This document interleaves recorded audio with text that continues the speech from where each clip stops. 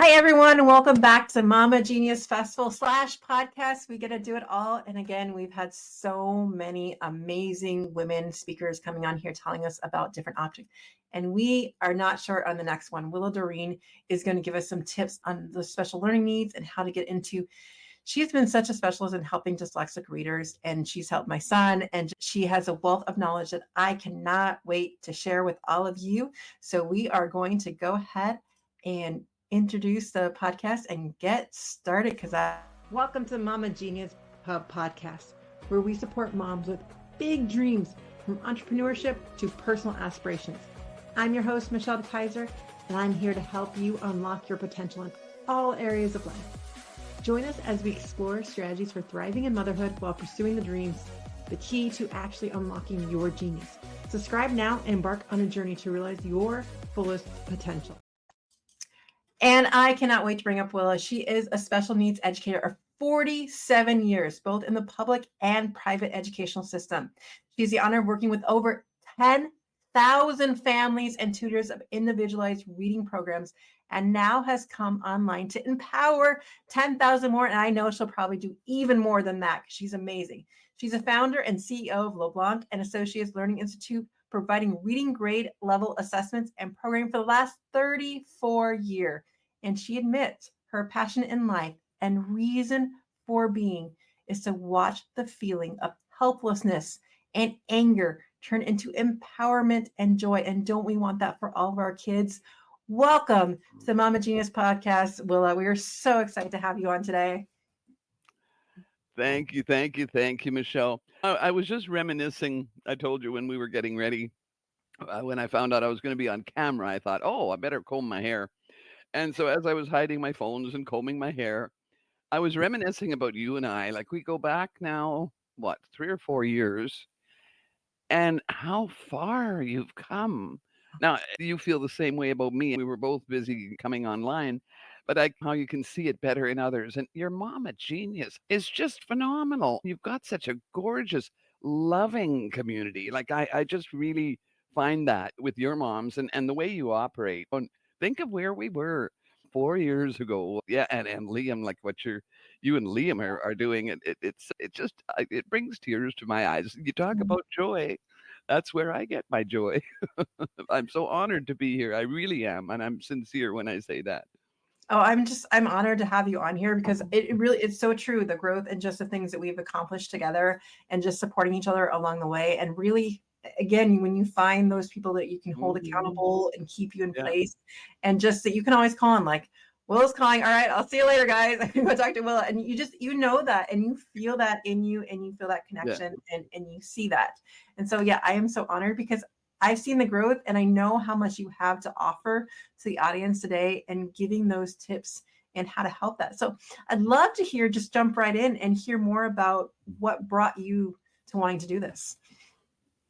Oh, I when I was growing up, people said, "Oh, you should be a teacher. You should be a teacher," and it was because of my reading disability. Anyway, that's a long story. But oh my goodness, the last thing I wanted to do in the world was be a teacher.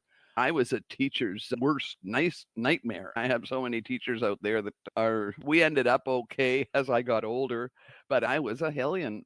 And then I just got involved teaching first and second year medical students with my ex-husband, and I fell in love with teaching. And I really was attracted to people that had a learning problem. Why? Oh, because I had been through it. And of course, I love a challenge. So here I am. It's over 47 years now. It's over 50 years. I guess I'm not 25 anymore. Anyway, it's been a while. Yeah, and then of course it's just like with my moms and my kids that I work with, I was attracted to special needs, and they've taught me so much. They've taught me so much, and I guess I've been able to relate to them because of what I've been through. Yeah, it's been quite the life. I love how you say that they taught me so much because sometimes we Oh, think, yeah. but when we put them in that special needs category, we think, oh, they need to learn something. But it's really when we focus and look at what the kids to have to offer us and our own kids, and just we might think of ourselves as a teacher, but honestly, half the times we need to remember that we're the students and learn Mhm. curiosity and everything through their eyes and the way they see things can really be that perspective change that we need. Oh, absolutely. And to realize my moms and dads are the experts. I'm not. I'm just the asshole with a few degrees behind my name. Pardon my language. No, my moms and dads live this 24 hours a day. And so I immediately, they were my partners. Other teachers didn't particularly like that so much, but I was here and my parents were there as far as I need help practicing the mathematics 6 times table. Boom! I did never had a parent say no. Can you just do a little bit more at home?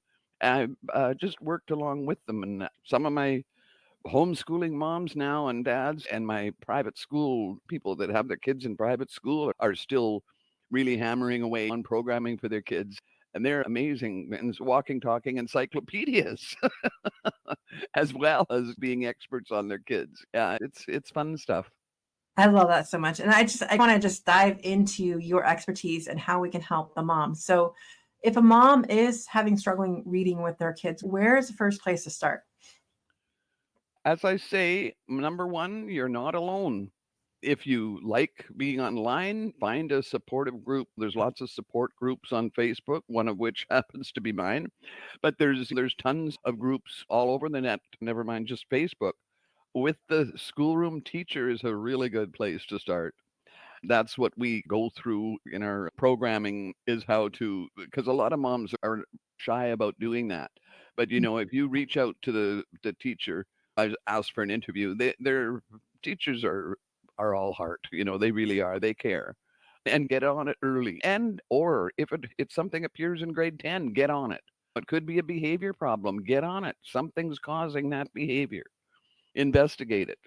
Don't just sit and think, oh, you can't do anything. It's just a phase and it'll pass. So yeah, so reach out to the teachers, reach out to other Facebook groups and things like that. That's such a great idea, is just to get to know other parents who have already been through it and seeing some of the resources and things that they had. And so then you're able to get some new ideas and perspectives. And Right, so I know that you specialize in working with students with dyslexia, partly because you had that as right. well. And what are some of the tools then? I know one of the things you talk about is learning styles. I'd love for you to go through the learning styles for us. We've got various tools depending on the type of dyslexia, Michelle, right? There's visual types of dyslexia, there's auditory types of dyslexia. And that's where the learning styles come in. There are like numerous tools. My approach is like holistic in terms of the possible causes of the problem too. So one of the tools is get yourself to an eye doctor and make sure. And I demand that if you're going to work with me, I don't. It's non-negotiable. I want to know what the eyes are doing. I want to know what the ears are doing. Get the hearing checked. As long as we know they're in order, then we start investigating things like anxiety, things like possible giftedness. The learning style then comes in, big time learning style. Is your learning style visual? Are you heavy duty visual learner? Are you an auditory learner? I'm heavy duty auditory. We use totally different approaches for those two. The kinesthetic learner, if you like to move around, notice how I move around a fair amount. I talk with my hands a fair amount. I'm a kinesthetic. Most of us are at least two of them. I am heavy duty auditory and kinesthetic. You're never just, I shouldn't say never. I've never met anybody that is just one learning style. Just And the biggie for knowing your learning style is very often your learning style as a parent, Michelle, we've talked about this, your bit of genius, your way of being a genius, the optimal way for you to learn, your learning style can be and very often is totally different than your child's. So when parents are trying, they're loving their child and they're trying to teach them how they learned the alphabet or they're teaching them how they learned the math tables. Depending on your learning style, oops. But once you understand the learning style, you're off to the races. And it's fun to know which one you are, like what is your learning style. So we do both the parents and the child's learning styles. I love that you point out that a lot of times the parents is different than the kids, because a lot of times the Yeah. first thing we do is try to teach how we learned or how we know Well, something. natural. Yeah. And that's right. It's so natural. But then to stop and just think about it and go, do they learn differently than me? And are Yeah. there any tips or ideas you have on how to figure out which learning style a kid might be? Along with the learning style, goes the learning environment too. That's a biggie. Like with me, I guess I got so hot and heavy with learning styles simply because I am so weird. I am so weird. I cannot understand. I'm wired differently. There's no, they talk about neurodiverse. Oh, you're looking at her. I can't stand absolute quiet. I have to Mhm. have some nice elevator music going on in the background. I can't stand absolute quiet. I can't understand what I read silently. But let me read it out loud. Boom. I can just recite a book back to you. A major auditory memory. So, how many kids, you ask kids, oh, do you want to read out loud? Oh, no, because it's not cool. So that's one thing to look for is your physical environment. What do you like? So figuring out your learning style, whether you're visual, you would use different approaches, different things on the net. An auditory learner would tend to want to tape their classes rather than make notes in class. And those are important things to know. Learning style is really important to know when you go through the high school years. The best types of study tools, and are you going to use auditory tapes, and are you going to use videos, right? That's so true, because when you figure out which learning style it is, and you can put the tools that Yep. help you get better, whether you need to learn audiobooks or you're better with Right. the visual and the Right. reading and everything, especially once when you get that heavy high school load and Right. then transfer it to college and the rest of your life. So Right. vital. Yeah, and solving problems like flow diagrams. The visual learner loves like a flow diagram and tags all over the house. And the thing is that those tags also for the kinesthetic learner are great. Like when you're putting stickies everywhere, and that kinesthetic in all of us using stickies and things like that are we all are. I would say 90% of us are kinesthetic. Some of us are really strongly more strong than others, but let's face it, we used to walk, we used to exercise, we used to hunt and whatever. We haven't been sedentary until the last few 100,000 years, more sedentary. But you know what I'm saying? We all tend to be quite kinesthetic. That is so true. And it just the touch and feel of all that stuff. And we'll be right back in 1 second to dive more into these abilities. Attention mompreneurs. Do you feel like you're constantly juggling the responsibilities without a moment to yourself? It's time to pause and reflect with our Mama Genius quiz. Tailored for busy mamas like you, this quiz will help you identify what's blocking your path and inspire you to harness your unique strengths. Transform how you manage life and business, find your rhythm, and ignite your joy. Visit mamageniushub.com today to discover your Mama Genius. And that's mamageniushub.com. And we're back. And I just Yeah, that's so cool. We got a commercial. Oh, I love it. Way to go. I'm growing up. What can I say? I hope are we gonna have a commercial with Liam in it too? If that's coming up in a little bit. Oh, all right. Okay, great. I love it. It's like someone who loves the commercials. I'm like, I'm excited. Oh no, this is marvelous. Oh. Yes, we will turn the floor over to Liam in just a little while. But first, we're going to talk a little bit more about. So we got the types of learning styles and we got the learning environments. Is there anything else that we need to focus on to really hone in on those skills? And as part of the parent power, there's several approaches. There's right on the internet sight words that the parents can get to determine a very rough, I say rough compared to my standardized testing, but within a half a grade level, oh, maybe within a third of a grade level, of what grade level your child is at. There's sight words. There's two different systems of them.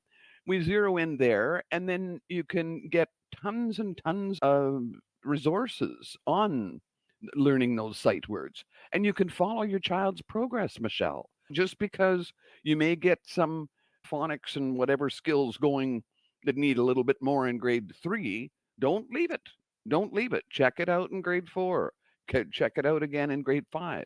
You've got that power, and it's easy enough to do once you know the sites. And then, of course, as far as homeschooling, any extra stuff, some of my homeschooling parents are just, as I say, walking, talking encyclopedias. They've been homeschooling their kids for years, and they know the junk that's out there, or they know what doesn't work, but it didn't work for their child with their child's learning style. But it doesn't mean that it won't, but they have ascertained there is terrible junk out there, and they're a good resource for other parents. They get together in the Facebook group. So again, getting back to getting some of those resources and going back to asking the parents who are doing that, if you're struggling to find where it is, that's a great tool to go back. Is there any sites or Facebook groups that you obviously can join yours as well? Is there any sites or anything that you recommend for parents? Oh, there's if you go into the homeschooling community, there's some marvelous groups in the homeschooling community. Private schools all over North America have very often will have a resource group. It may even be under the parent advisory group in the school. We call them PACs up here, parent advisory groups up in Canada here. What do you call them? Like a parent group in the school? PTA. We call them. I don't even remember what PTA stands for, but PTA. PTA. Okay, parent teacher. Yeah, there you association. go. Parent Teacher Association. I was like, what does Right. that stand for? I'm an ex-teacher and I couldn't even remember what it stood for. Yeah. Yeah. And then, of course, there's also societies and associations. There's reading associations in every state and math associations. It's unbelievable the help out there. There is a fair amount. But as I say, you've got the power and don't get isolated. Don't get isolated. Reach out. You are not alone. Those are my two things I try to get across to parents because parents, especially parents themselves, have had a reading problem and they've struggled and they know how and they're hesitant to try to help their child. Hey, if you've had that, you're a living breathing expert in the area. You've lived it. You know what your child's going through and you definitely can help. Yeah. But I don't our program takes the weight off the parents. It's like the child is the CEO and the child decides who they want to do their practicing with. And I very often will not allow it to be a parent, either mom or dad. I say, no, it should be somebody else, a friend, grandma, grandpa, an uncle. I have one kid in, where is he? Pennsylvania, and he's got a great uncle in Ireland that he works with. That's who he wants to practice with, and his great uncle. Oh, okay. We're a global community, right? That's the one that he chose. So I get together with them. Oh, I get some nice views of Ireland too. I enjoy it. It's amazing how small our world really is when we spread the internet into it and the diversity. And it's amazing that he can pick this uncle to Yeah, help him and that they're able yeah, to have this yeah, strong connection through it through your program as well. That's just fantastic. yeah. I've never been to Ireland, but I have now. I love Ireland. I've spent a couple weeks there, so I Oh, truly, did you? Oh, yes, yeah, it's on my bucket list. you need to get over there. And it's definitely at your weather and pace. So yes. Now you have someone to visit there. Yeah, yeah, That is yeah. amazing though, just to see. And I love how you put the child as the CEO and letting them choose. And do you have any tips on moms how to do that more often with their kids? Any questions or things? Well, you see, the clue behind it, you can get them the CEO of anything. The clue behind the CEO, put them in the CEO in charge of their room. Helicopter moms, along with, okay, I'll be the CEO of my room, goes the accountability. So if they're going to be the CEO of their room, oh my goodness, Mrs. So and so is coming over. Is your room? I wanted to show her blah, blah, blah in your room. Goes the accountability of what the room looks like. I'm being sarcastic when I'm using the room as an example. But when they say, yeah, I want to be boss, it also becomes their program, Michelle. And so they become proud of it. You know what Liam's like when he's into his cooking. It becomes his dish, his whatever. And they love that responsibility. We all do. We're always told what to do. We're always getting, let me do it, let me do it, let me do it. So the independence is marvelous. So you foster that. And this is what I love about you, the genius. There's genius in all of us. Mm-hmm. We are all geniuses. I think we're born geniuses. But unfortunately, it's sucked out of us in terms of the system and being able to follow your genius and like in my business, I enjoy staying in my zone of genius. You know what I'm like with tech? Tech is not my zone of genius. You know, whereas it's yours. My goodness, you're doing so marvelously with tech. Oh, I'm so proud of you. Yeah. but it's so true though, and you're right. When they take ownership of the things they're doing, I was actually, as you were talking about Liam in the kitchen, he made a cake for Mother's Day / Lily's birthday. It was this gigantic cake, but he was so proud of it. And he was like, he wanted to save a piece for when the grandparents came. He's, I want to make sure that they have some too. Exactly. Exactly. The pride cuts in but of course you have to have your boundaries. He's CEO of the reading program or the whatever program, but he's not CEO of the household yet until he starts paying the mortgage.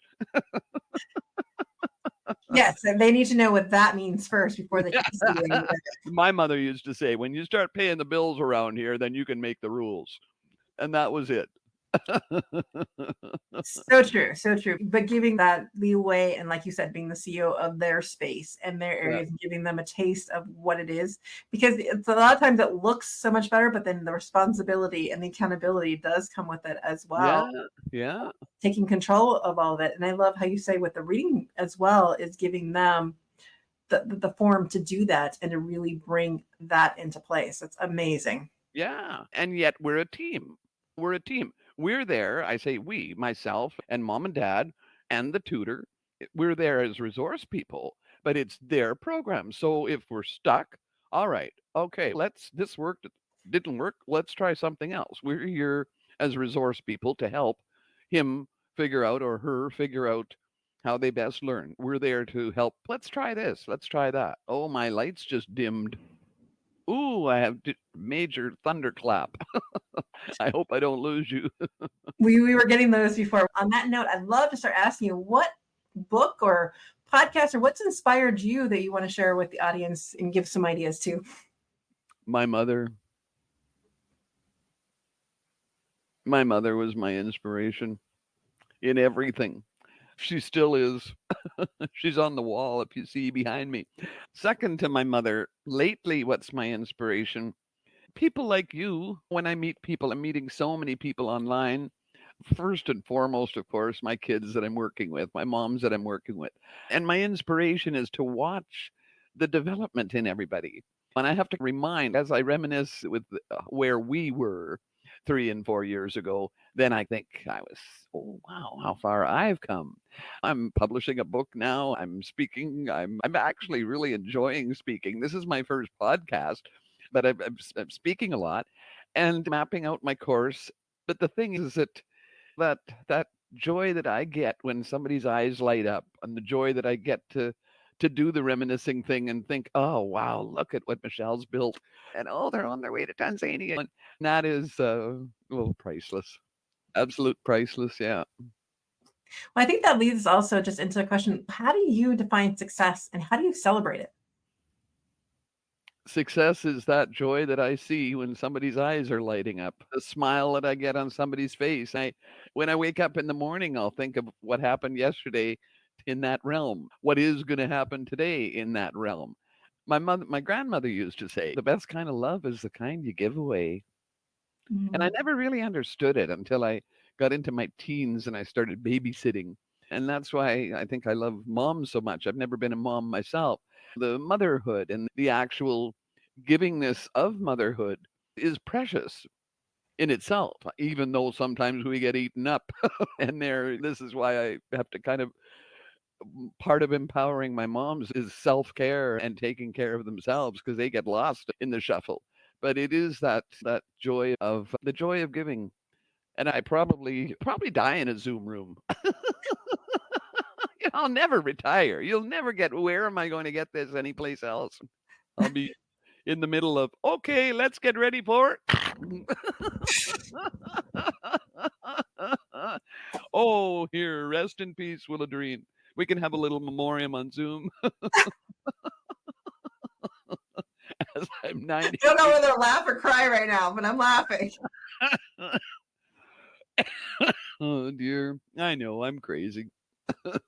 We love you anyways, because we want everyone to be themselves and to really focus on being who they are in that authentic self and knowing that just look at the love coming out of you. And that's what it's all about. It's not about the other stuff. But it's if we get a laugh together. That's the best. All you can do is laugh, right? And I got it from a mom that I met through you. I think it was on our workshop for moms. And she's got a little acronym for, anyway, I can't remember what. It's something to do with laughing anyway. And I just loved it because if you're laughing with your kids, that's biggie. That's a biggie. And That's if so they're laughing with you, that's even bigger. With you, right? that kind of leads us into our last question is how do we inspire that genius in our kids? What inspiration do you have for us? Give them a very long leash. Like Mhm. when I was in the classroom, I had each and every kid on a very long leash. They were running the classroom, they thought. Oh, but you don't. Let them have their independence as much as you can. You can have your boundaries and they'll respect your boundaries, right? Kids yeah, the consistency I think is the big thing if you're consistent. And then of course, like you do, Michelle, I've seen the way you operate with your children. It's phenomenal. Be real, be vulnerable, discuss feelings like the circle technique. Oh, we used to have that. I had circles with guys in chemistry in 11 and 12, like just before the class and just after the class. The ones would come up and they were mini circles. Like we would talk about, get into our problems at home and stuff. It's communication is key. And for you to be real, pretend you're something that you're not. And like I said, something doesn't work and you try something else, right? You don't fail. If you've done your best, there's no such thing as failure. You try your best And what can you learn from it and move forward with? and move forward. Yeah. I Yeah. love it so much. I'd love for you to tell everyone how they can learn more about your program, any gift you have for us, where they can find you. Have you got the link for Um, my, I can't put it in. We'll put it in the video feed. yeah, in the chat, the rocketeering your reading. That is, you can just get going immediately if you want to. It's a checklist of my program, the full grade level improvement program. That's the essence of it. With the learning styles, it's all there. And in there, there's the Calendly link. If you want to get in touch with me, that's my VIP gift. If you want to get in touch with me, no sales call. I promise, no sales. I'm not selling. I'm booking, would you believe, in October. So if you think you might have a problem, pick up the phone or press the, not the phone, but get on the Calendly. And I'll spend a half an hour with you and try to figure out what it might be and point you in some area that you might want to go in as far as resources go. And of course, there's the foundation. Would you believe almost $40,000 in the foundation? So that is like we call them scholarships. You can apply for a scholarship. It's basically a bursary. It's based on financial need.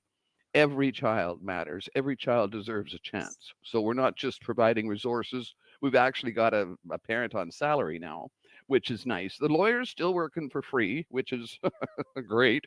It's expensive legal fees. Anyway, yeah, so that's pretty exciting with the foundation and so they can apply for a scholarship because every child matters. And I And don't want money to be an object. Yeah, almost 40. oh, Yeah. my, amazing! Congratulations. Yeah. That is definitely something to celebrate. Yeah, we'll have to give you a little donation from there for your Tanzania. Oh, that's I'll be in Tanzania in spirit, let me tell you. you definitely will. You And definitely. you better be sending me a blow by blow of it. There's supposed to be a documentary of it as well, so we'll see. I'm not waiting till you get home. I want it No, on I know what Facebook. you mean, but I'm just saying, coming for Okay. everybody. Yeah. But Will, I'd love for you to. What is your final take comment for the audience today?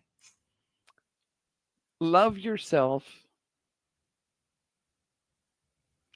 You've got the power and you're not alone.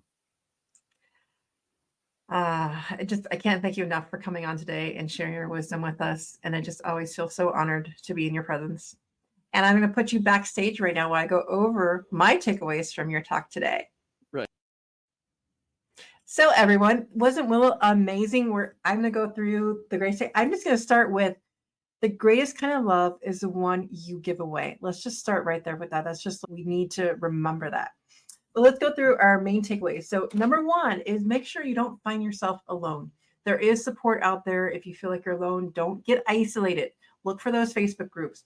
Talk to schoolroom teachers and get on it early. Make sure that you're investigating whatever that issue might be with your kids. And it doesn't necessarily even have to be an issue. Let's focus on those celebrations as well.